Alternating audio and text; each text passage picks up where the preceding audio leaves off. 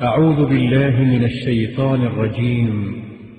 بسم الله الرحمن الرحيم. الحمد لله رب العالمين الرحمن الرحيم مالك يوم الدين إياك نعبد وإياك نستعين اهدنا الصراط المستقيم صراط الذين أنعمت عليهم غير المغضوب عليهم ولا الضالين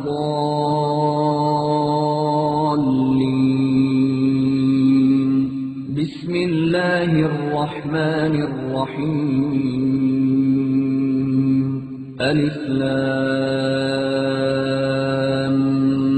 ميم ذلك الكتاب لا ريب فيه هدى للمتقين الذين يؤمنون بالغيب ويقيمون الصلاة ومما رزقناهم ينفقون.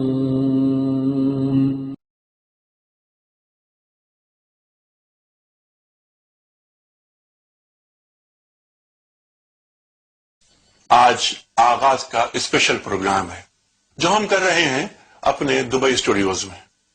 خواتین و حضرات، دین اسلام پیش کرنے کے متعدد انداز ہیں، کچھ نئے، کچھ روایتی. ہماری آج کی مہمان شخصیت وہ شخصیت ہے کہ جس نے زمانے کے مزاج کو سمجھتے ہوئے دعوت دین کا وہ طریقہ اپنایا جو کلاسیکی دعوت دین اور جدید استدلال کا متوازن مجموعہ ہے. متعدد افراد ہمیں ایسے ملے کہ جنہوں نے اسلام کے بارے میں آگہی آپ کی گفتگو سن کر اور آپ کی تقریر سن کر حاصل کی. خواتین و حضرات، آپ کی گفتگو سن کر، آپ کی تقریر سن کر کئی افراد کے ذہنوں سے اسلام کا جو منفی تاثر ان کے دل میں قائم تھا وہ دور ہوا. صرف یہی نہیں، آج کی مہمان شخصیت وہ شخصیت ہے کہ جن کی وجہ سے، جن کی گفتگو کی وجہ سے، جن کے قوت کلام کی وجہ سے لاکھوں افراد حلقہ بگوش اسلام ہوئے. خواتین حضرات، ہماری مہمان شخصیت وہ شخصیت ہے کہ جس کی زندگی کا مقصد اسلام کی مدافعت اور اسلام کی دعوت ہے، مگر آپ کا انداز معذرت خواہانہ نہیں بلکہ فاتحانہ ہے. محترم ناظرین، آج کی مہمان شخصیت قرآن کریم پر بھرپور نگاہ رکھنے کے ساتھ ساتھ دیگر مذاہب کی کتب پر بھی گہری نظر رکھتی ہے. حوالے آپ کی فنگر ٹپس پر، حافظہ بے مثال. خواتین حضرات، آج کی مہمان شخصیت وہ نابغہ شخصیت ہے کہ جس پر عالم اسلام کو فخر ہونا چاہیے اور فخر ہے. تشریف فرما ہے محترم ڈاکٹر ذاکر.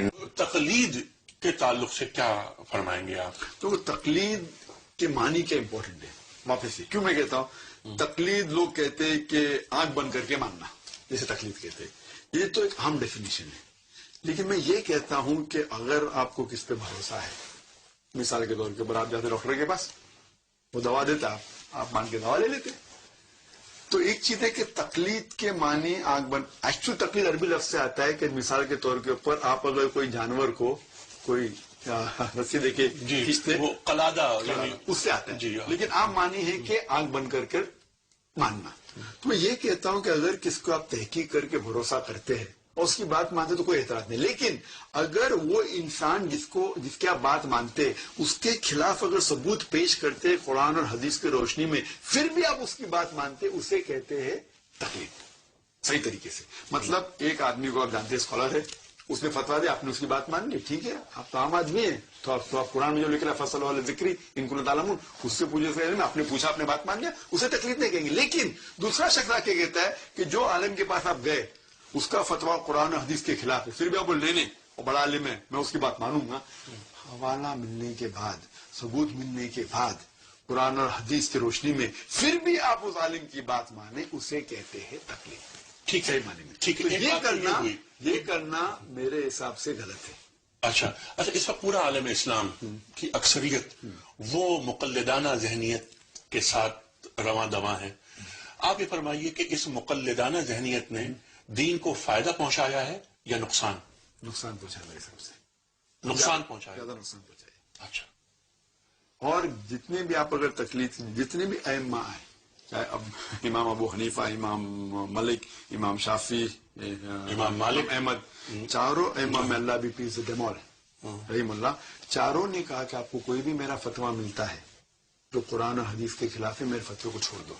یہ لوگ، ہم ان کی عزت کرتے ہیں، بڑے ائمہ تھے، وہ ویری نالجبل، لیکن ہمیں جاننا چاہیے کہ جب وہ آئے اس ٹائم حدیث کلیکشن کا دور شروع ہوا تھا، تو جتنے بھی معلومات ان کے پاس تھی اس بیس پہ فتویٰ دیا. وہ جانتے تھے کہ ان کے پاس ساری معلومات نہیں تھی، جو بھی معلومات تھی اس بیس پہ فتویٰ دیا انہوں نے. اسی لیے انہوں نے کہا کہ آپ کو کوئی بھی میرا فتویٰ ملے جو قرآن اور حدیث کے خلاف ہے، فتوے کو چھوڑ دو.